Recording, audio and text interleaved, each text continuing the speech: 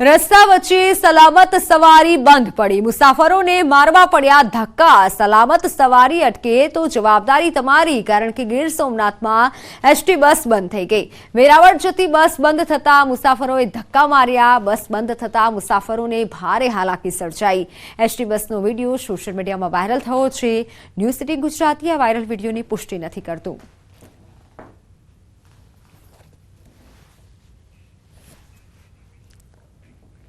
સુરેન્દ્રનગરમાં નવનિર્મિત બ્રિજમાં તિરાડો પડી જતા સ્થાનિકોમાં રોષનો માહોલ ફેલાયો। અંદાજે 5 કરોડના ખર્ચે બનેલા પુલ પર અઠવાડિયામાં જ તિરાડો પડી ગઈ। બ્રિજ ખુલ્લો મુકાયો તેના ચોથા દિવસથી સ્લેબમાં તિરાડો દેખાવા લાગતા નબળા કામની બૂમો ઉઠી હતી। આથી જ તંત્રએ પુલની ગુણવત્તાની ચકાસણી માટે તપાસના આદેશો આપ્યા છે। લોકાર્પણના થોડા દિવસોમાં જ તિરાડો પડી જતા સ્થાનિકો સહિત વાહન ચાલકોમાં તંત્રની કામગીરી સામે રોષ જોવા મળી રહ્યો છે। સ્થાનિકોએ વહેલી તકે રિપેરિંગ કરવાની માંગ કરી છે। કોન્ટ્રાક્ટર સામે કડક કાર્યવાહી કરવાની પણ માંગ કરી છે। સ્ટ્રક્ચરની અંદર કોઈ તકલીફ છે નહીં। જે કઈ તકલીફ છે એ રોડની સાઈડમાં જે ઉપરનો રોડ હોય એમાં છે, અને એ પણ તમારા માધ્યમથી ધ્યાનમાં આવ્યું એટલે તરત જ કન્સલ્ટન્ટનો કોન્ટેક્ટ કરી લીધો છે અને ટીપીઆઈ કરાવેલું હતું। અમે એમને પણ બોલાવ્યા છે કે સર્ટિફાઈડ છે તો એ કેવી રીતે તમે સર્ટિફિકેટ આપ્યું છે, અને કોન્ટ્રાક્ટરને પણ હજી અમે બિલનું પેમેન્ટ કર્યું નથી। એ ત્યાં સુધી નહીં થાય જ્યાં સુધી એ રોડ વ્યવસ્થિત છે એ માટેનું અમને રિપોર્ટ નહીં આવી જાય। નગરપાલિકાના શાસકો એક નાનકડો એવો પુલ બનાવ્યા પછી હજી એ નિર્ણય લઈ નથી શકતી કે આ પુલ માટે જવાબદાર કોણ છે। આટલા પુલ બનાવ્યા, ઇન્સ્પેક્શન કર્યું, સેફટી સર્ટિફિકેટ કોણે આપ્યા, એનઓસી કોણે આપ્યા, આનો કોઈ ઉલ્લેખ નથી। આ પુલથી 200-500 મીટર આગળ ટાવર પાસે એક પુલ અંગ્રેજોએ બનાવ્યો હતો, એની 100 વર્ષની ગેરંટી આપીને એ લોકો ગયા હતા, અને 100 વર્ષ પૂરા થયા પછી એ લોકોએ લેટર મોકલ્યો હતો કે ભાઈ અમારો આ પુલ બની ગયો છે। સુરેન્દ્રનગર જિલ્લા પંચાયતથી સર્કિટ હાઉસને જોડતા ઓવરબ્રિજનું અંદાજે ₹4.95 કરોડના ખર્ચે નવનિર્માણ કરવામાં આવ્યું હતું, અને આ બ્રિજ લોકાર્પણ કરાયાના 5 જ દિવસમાં બ્રિજ પર ઠેર ઠેર તિરાડો જોવા મળી હતી। તેમજ નીચેનો જે ભાગ છે તેમાં પણ ક્યાંક ને ક્યાંક તૂટેલી હાલતમાં જોવા મળી રહ્યો છે। આપ ટીવી પરના દ્રશ્યોમાં જોઈ શકો છો કે લોકાર્પણ કર્યાના 5 જ દિવસમાં આ જે બ્રિજ છે, બ્રિજની નીચેના ભાગમાં પણ ક્યાંક ને ક્યાંક સળિયાને એવું દેખાવા લાગ્યું છે। તેમજ બ્રિજનો જે ઉપરનો ભાગ છે તેમાં પણ ઠેર ઠેર તિરાડો જોવા મળી રહી છે, અને બ્રિજ છે એ ક્યાંક ને ક્યાંક એનો એક ભાગ છે એ દિવાલ છે અલગ થઈ ગઈ હોય તેવા પ્રકારના દ્રશ્યો જોવા મળી રહ્યા છે।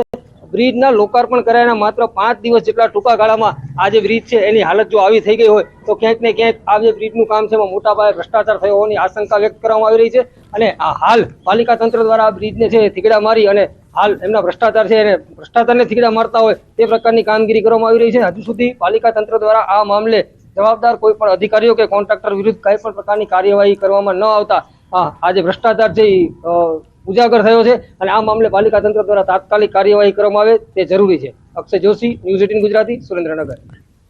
તો જામનગરના જોડિયામાં પાણીના ટાંકા પાસે કોઝવે જર્જરિત હાલતમાં છે। જોડિયા પંથકમાં આવેલા પાણીની ટાંકા પાસે ગામમાં પ્રવેશતા જ કોઝવેમાં મસ્ત મોટું ગાબડું પડ્યું છે। ધરમલાલ ચોક તરીકે ઓળખાતા વિસ્તારમાં કોઝવેમાં ગાબડું પડતા વાહન ચાલકોને ભારે હાલાકી વેઠવાનો વારો આવ્યો છે। આ કોઝવે પર સામસામે વાહનો આવી જતા સમયે વાહન ચાલકોને મુશ્કેલી થઈ રહી છે। આ પુલની તાત્કાલિક મરામત કરવામાં આવે તેવી ગ્રામ્યજનોની માંગણી છે। જામનગરના જોડિયામાં આવેલ કોઝવે છે તે ઘણા લાંબા સમયથી તૂટ્યો છે। જે પ્રકારના દ્રશ્ય આપ જોઈ રહ્યા છો, હાલ જે કોઝવે છે તે તૂટેલ જોવા મળી રહ્યો છે, એથી લોકોને પસાર થવું છે તે પણ મુશ્કેલ બની રહ્યું છે। હાલ જામનગરના જે જોડિયા પંથકનો આ કોઝવે છે ત્યાંથી જે પ્રકારના દ્રશ્ય આપ જોઈ રહ્યા છો, કોઝવે જે તૂટ્યો છે અહીંથી વાહન ચાલકોને પસાર થવું મુશ્કેલ બની રહ્યું છે।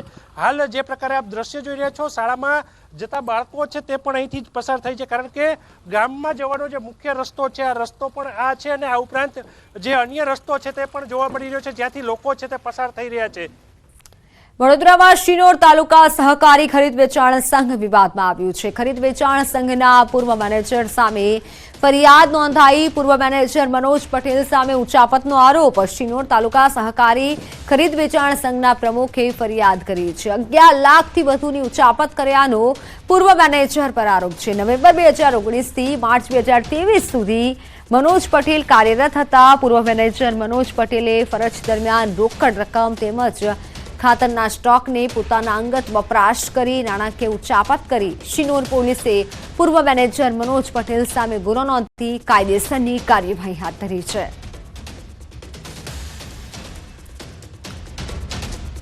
તો સુરેન્દ્રનગરમાં પાટડી તાલુકાના ફતેપુરા પ્રાથમિક શાળામાં શિક્ષકોની ઘોર બેદરકારી 20 થી વધુ બાળકોને શાળામાં બંધ કરી શિક્ષકો જતા રહ્યા. ધોરણ 1માં અભ્યાસ કરતા બાળકો રડતા રહ્યા. ગ્રામજનોએ તાળું તોડી બાળકોને ક્લાસરૂમમાંથી બહાર કાઢ્યા. સરપંચ સહિતના આગેવાનો અને ગ્રામજનોએ બાળકોને સહી સલામત બહાર કાઢ્યા. શિક્ષકો શાળાને લોક કરી જતા રહ્યા અને 20 થી વધુ બાળકો શાળામાં જ પુરાઈ ગયા. શિક્ષકો દ્વારા માફી માંગી સમગ્ર મામલો થાળે પાડવાનો પ્રયાસ કરવામાં આવ્યો. સુરેન્દ્રનગરની આજે ઘટના સામે આવી છે, જેમાં શિક્ષકોની ઘોર બેદરકારી કહી શકાય. ફોનલાઈન પર સંવાદદાતા અક્ષય જોડાય છે.